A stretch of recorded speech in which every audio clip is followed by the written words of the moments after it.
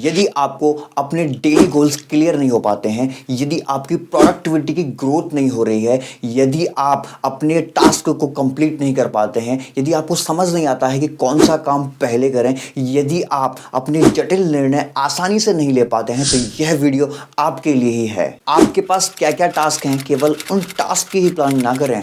इन task में से कौन सा टास्क पहले और कौन सा टास्क बाद में करना है, इस प्लान की भी बखूबी प्लानिंग करें। क्योंकि एक बार एक स्टूडेंट ने बताया कि उनके एग्ज़ाम्स थे और उनकी एग्ज़ाम्स की तैयारियां उन्होंने शुरू की, एकदम पूरी प्लानिंग की किस तरीके से करना है। पर मैं आपको बता दूं कि सबसे लास्ट का जो एग्ज़ाम था वो उनका मैथ का था, और उस मैथ के एग्ज़ाम से जो पहले एग्ज़ाम था, सेकंड लास्ट जो एग्ज़ाम था, वो इंग्लिश का था। तो उनको मैथ से इतना लगाव था कि उन्होंने इंग्लिश के एग्ज़ाम्स की तैयारियों में भी मैथ की तैयारियाँ की। और हुआ क्या कि वो अपने जो इंग्लिश के पाठ्यक्रम को पूर्ण तरह से वो रिवाइज नहीं कर पाए, ठीक से नहीं समझ पाए। फलस्वरूप उनके परीक्षा में, उनकी इंग्लिश की जो परीक्षा में बहुत ही कम अंक आए। तो यहाँ पे क्या हमें देखने को मिलता है, यहाँ पे हमें देखने को मिलता है कि यहाँ पे प्राथमिकता की कमी थी।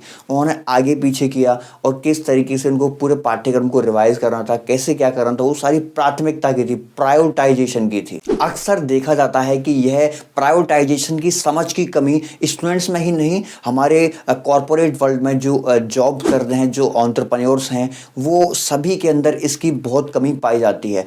प्रायोरिटाइजेशन, प्राथमिकता, वो अपने इसकी समझ की कमी के कारण ही अपने टास्क को कभी कभी बहुत बार वो कंप्लीट नहीं कर पाते हैं। वर्क प्रायोरिटाइजेशन को हम बहुत ही आसान बना सकते हैं आइजनहावर मैट्रिक्स से। आइजनहावर मैट्रिक्स क्या है? यह एक आव्यूह होता है, इसे मैट्रिक्स को हिंदी में आव्यूह भी कहते हैं।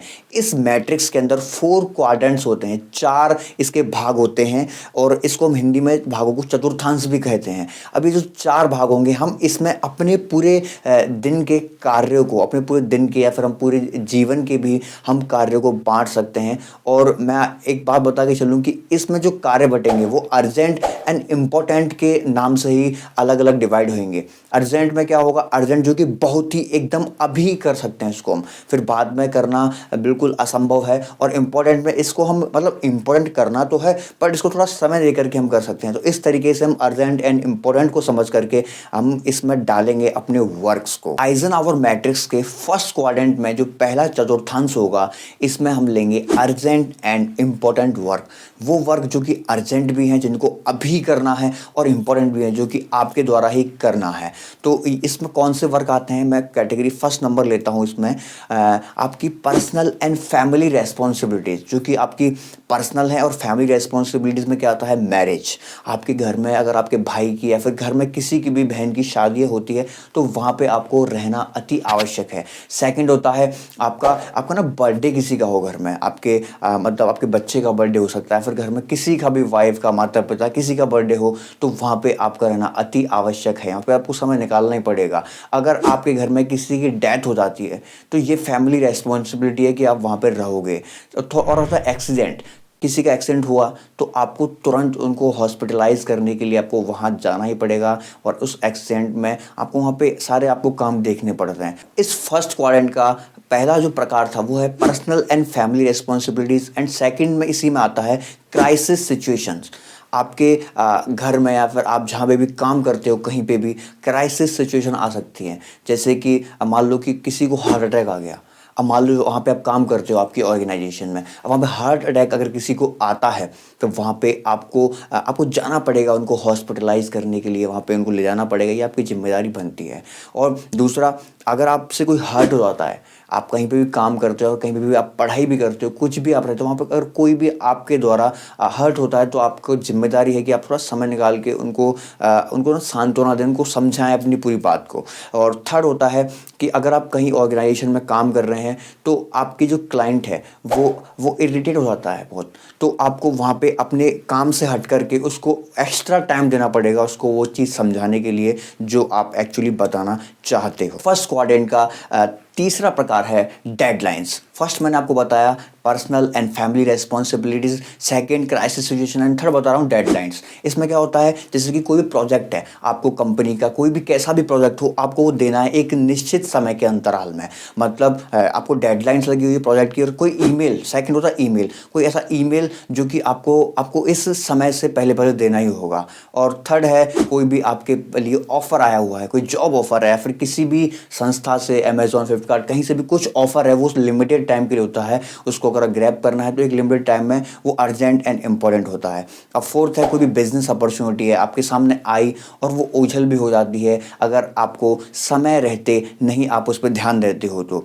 और अंतिम होता है इसमें कि आपके कोई मंथली क्लोजिंग पे कोई बिल्स होते हैं, तो इन सब चीज़ों के लिए एक डेडलाइंस होती है जो एक निश्चित समय के अंदर होती है, तो ये अर्जेंट एंड इम्पोर्टेंट वर्क के अंदर ही आते हैं। सेकंड क्वाड्रेंट है not urgent but important. First के बाद में सेकंड जो ये क्वाड्रेंट आता है, इसमें वो काम आते हैं जो अभी ज़रूरी नहीं है लेकिन वो ज़रूरी हैं। मतलब आपको वो अभी तुरंत नहीं करने, बट वो आपको ज़रूर करने हैं। इसमें आता है जैसे कि मैं आपको बता दूं, सेल्फ केयर, आपको खुद की केयर करना। सेल्फ केयर में आपको हेल्दी फूड आपको लेना चाहिए। मतलब आप अपनी हेल्दी डाइट्स ले रहे हो कि नहीं ले रहे हो, ये एक ऐसा नहीं है कि आपको अभी तुरंत इसके लिए आपको बहुत ज़्यादा ही कुछ करना अर्जेंटली आपको आवश्यक, पर ये धीरे धीरे आपको लेना है आपको, पर ज़रूरी है आपके लिए, है ना। तो यहाँ पे आपको डाइट आप ले रहे हो कि नहीं, एक्सरसाइज करते हो कि नहीं करते हो, आपकी आपकी ना आप इनोवेटिव आप हो नहीं रहे हो, सेल्फ इनोवेटिव, आपको आत्म नवीनीकरण की आवश्यकता है। आप वो नई समय के अनुसार ढल रहे हो, अगर नहीं करोगे इसको, अगर आप धीरे धीरे, तो आप धीरे धीरे पीछे होते जाओगे। तो इस सेल्फ केयर में आपके लिए बहुत ज़रूरी है। आपके रिलेशनशिप कैसे हैं, अगर आप किसी रिलेशनशिप को बिल्ड करते हो, आपके घर में, परिवार में, आपके बाहर में, फिर आप अगर बिजनेस में है तो अपनी बिजनेस में, आप कहीं पे भी, तो रिलेशनशिप बिल्डिंग धीरे धीरे शनै शनै होती है। तो अगर आपको अपने घर में आपको कार की या फिर अपने घर की मेंटेनेंस करना होता है, ये भी इसमें आता है सेल्फ केयर में, कि आपको मतलब अभी तुरंत तो उसको साफ करने की इतना लगता नहीं कि भी हम अपने घर को इतना मेंटेन करें या फिर अपनी कार को हम मेंटेन करें, बट वो धीरे धीरे आपको ज़रूरी है कि समय के साथ उसको आप करें। तो वो अभी ज़रूरी नहीं है पर आपको वो ज़रूरी है आपको करना। और इसी के तरीके से प्लानिंग्स जो करते हैं आप, अपने फाइनेंशियल प्लानिंग या फिर अपने गोल्स प्लानिंग जो भी आपके होते हैं, तो वो प्लानिंग करना आपको ऐसा तुरंत ज़रूरी नहीं है कि आप करो, पर वो ना ज़रूरी होती है कि आपको वो करना ज़रूरी होता है। सेकंड क्वाड्रेंट का दूसरा प्रकार है वो है सेल्फ डेवलपमेंट। आपको सेल्फ डेवलपमेंट होना होगा, मतलब आपकी लर्निंग कभी रुकनी नहीं चाहिए। आपकी आपकी रीडिंग जो आपकी हैबिट है वो अगर रुकनी नहीं चाहिए। अगर आपको धीरे धीरे आपको आगे बढ़ना है, कुछ आपको अलग अचीवमेंट करना, तो ये अर्जेंट नहीं है कि आपको तुरंत अभी करो, पर ये ज़रूरी है। आपको आपको एजुकेशन में, आपको अपनी एजुकेशन को धीरे, जैसे आप पढ़ाई करते हो, आप जो स्कूल में होते हैं या फिर जो बच्चे पढ़ाई करते हैं, वो धीरे धीरे उनका ये ज़रूरी होता है। बट ये उनका तुरंत तभी ऐसा नहीं होता कि वो अर्जेंटली अभी के अभी उनको सारी डिग्रीज मिल जाएंगी, पर वो धीरे धीरे प्रोसेस होता है, उसके थ्रू वो उसको गेन कर पाते हैं अपनी नॉलेज को। इसी प्रकार आपकी जो न्यू अपॉर्चुनिटीज़ होती हैं उनको आप एक साथ अर्जेंटली आप उनको कैच नहीं कर पाओगे। जो न्यू अपॉर्चुनिटीज़ हैं उनको आपको धीरे धीरे समझना होगा, और उनको आप, है ना, आप इम्पोर्टेंट है वो, है ना, पर अर्जेंट नहीं है।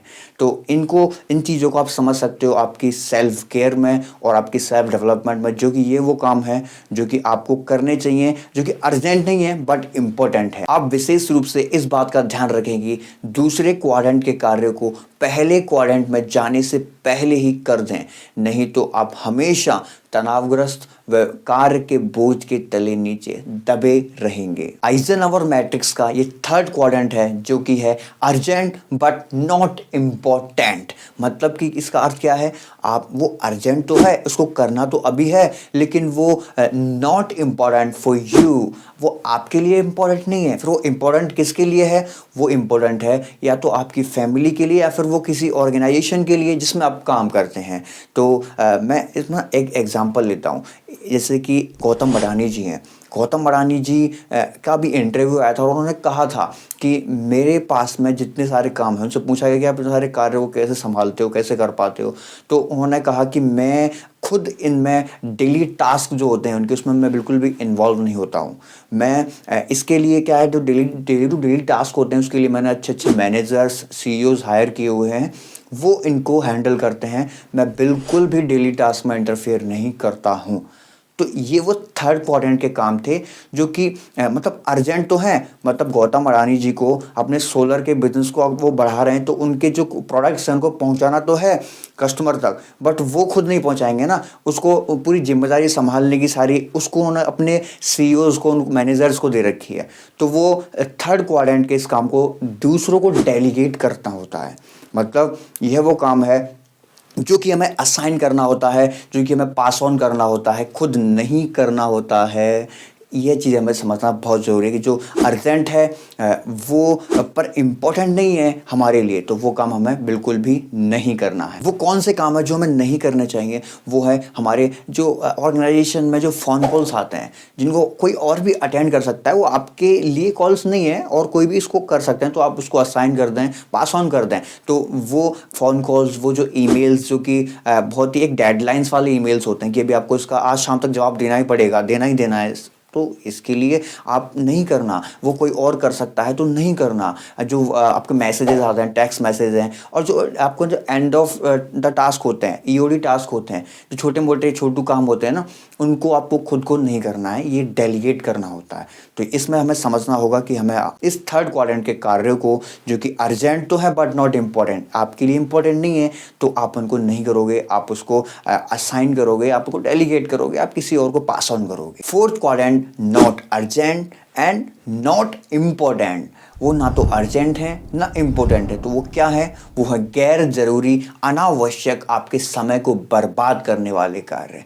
ये ना तो इम्पोर्टेंट होते हैं ना अर्जेंट होते हैं, ये आपके समय को बर्बाद कर रहे होते हैं। फोर्थ क्वाड्रेंट का ये काम number 1, watching TV and OTT platforms. इस टीवी और ओटीटी प्लेटफॉर्म में बहुत लंबा समय जा रहा है लोगों का, जो कि फर्स्ट एंड सेकंड क्वाड्रेंट में जाना चाहिए था। सेकंड, वीडियो गेम्स जो कि बच्चों से लेकर के काफ़ी उम्र तक के बच्चों में देखा गया है कि ये वीडियो गेम्स जो कि लंबा समय खाता है, जो कि ना तो अर्जेंट है ना इम्पोर्टेंट है। थर्ड है web suffering, Instagram, Twitter, LinkedIn, इस पे यूट्यूब शॉर्ट्स पे लंबा समय तक अपना फालतू का समय व्यतीत करना, ये बहुत ही भयावह स्थिति है। एंड फोर्थ होता है अभी शॉपिंग, अमेजोन एंड फ्लिपकार्ट पे आप शॉपिंग करते हो। पहले तो महिलाएं दुकानों में जाकर के लंबा समय व्यतीत किया करती थी, लेकिन अभी देखा जाता है कि महिलाएं नहीं, सभी वर्ग लंबा समय फालतू के आपके अमेजोन एंड फ्लिपकार्ट पे घूमते हुए दिखाई देते हैं। तो ये 4 ऐसी जगह हैं जहाँ पे बहुत ज़्यादा लंबा समय, जो कि not urgent and not important, इस जगह पे हमारा समय जाता है। तो मैं आपको बताना चाहूँगा कि फोर्थ क्वाड्रेंट के इन कामों को तो आप बिल्कुल डिलीट कर ही दो। अगर आप इनको डिलीट कर दोगे, आप इनको रिमूव कर दोगे अपने जीवन से, तो आप सेकंड क्वाड्रेंट के बचे हुए वो कार्य जो आपको करने हैं, जो नॉट अर्जेंट थे बट इम्पोर्टेंट थे, आपकी सेल्फ केयर के लिए, आपकी सेल्फ डेवलपमेंट के लिए, उन पे आप अपना समय लगा पाओगे और तेज़ी से ग्रोथ कर पाओगे। क्योंकि अधिकतर होता यह है कि फोर्थ क्वाड्रेंट के अंदर हम उतना समय व्यतीत कर देते हैं जितना समय हम अपने फर्स्ट एंड सेकंड क्वाड्रेंट पे भी नहीं कर पाते हैं। तो यही कमी है, हमें यहाँ से समय निकाल करके सेकंड क्वाड्रेंट में लगाना है, जो कि अगर हमें अपने आप को आगे बढ़ाना है। तो आपको समझ में आया ही होगा कि इस आइजनहोवर मैट्रिक्स से, इस आव्यूह से जो हमने सीखा है, 4 भाग इसमें थे। इस 4 भाग में आपको बता दूं, फर्स्ट था हमारा भाग जो कि था urgent and important. First quadrant जो चतुर्थांश था, इसमें अर्जेंट और इम्पोर्टेंट कार्य को हमें लेना है, जो कि बहुत ही अर्जेंट है, जिसको अभी करना है, अभी करना है, और इम्पोर्टेंट है जो मेरे द्वारा अभी मुझे ही करना है। तो इसमें अर्जेंट एंड इम्पोर्टेंट आएंगे। और सेकंड जो क्वाड्रेंट मैंने बताया फर्स्ट के बाद में, वो है आपका नॉट अर्जेंट बट इम्पोर्टेंट। इसमें आपको मतलब अर्जेंट नहीं है वो, बट इम्पोर्टेंट है। इसमें वो काम आपको लेने हैं और वो आपको शेड्यूल करने हैं आगे के लिए। मतलब जो फर्स्ट था वो था नाउ, एंड जो सेकंड क्वाड्रेंट के जो काम होंगे वो लेटर, मतलब फर्स्ट वाले अर्जेंट एंड इम्पोर्टेंट वाले आपको नाउ अभी करने हैं, सेकंड वाले जो कि शेड्यूल करने हैं, लेटर बाद में करने हैं आपको, और थर्ड जो है जो कि आपका क्या है, वो अर्जेंट तो है बट इम्पोर्टेंट नहीं है। तो ये काम आपको क्या करने हैं, ये काम डेलीगेट करने हैं, आपको पास ऑन करने हैं, आपको दूसरे को असाइन करने हैं, जिससे कि आप अपना समय बचा पाओ। जो मैंने गौतम अडानी जी का आपको एग्जाम्पल दिया था ना, तो इसी प्रकार से। और फोर्थ है not urgent and not important. इन कामों को डिलीट कर देना है, अपने जीवन से रिमूव कर देना है, क्योंकि यही एक रास्ता है जो आप सेकंड क्वाड्रेंट, जो कि आपको इसके लिए आपको समय निकाल करके आप अपने आप को ग्रो कर पाओगे, सेल्फ केयर कर पाओगे, सेल्फ डेवलपमेंट कर पाओगे। तो हमें फोकस करना है कि हम अपने कामों को इस आव्यू के अंदर बांटें, इन 4 भागों के अंदर बांटें और तेज़ी से अपने जीवन की इस ग्रोथ में अपने आप को लेकर आएँ, क्योंकि अगर हम अपने आप को मैनेज नहीं कर पाए ना, सबसे बड़ा काम टाइम को मैनेज करना है, अपने जीवन को मैनेज करना है, तभी हम किसी और चीज़ को मैनेज कर सकते हैं। तो नमस्कार, बहुत बहुत धन्यवाद, आपने वीडियो को देखा। आशा करता हूँ आपको बहुत ही अच्छा लगा होगा।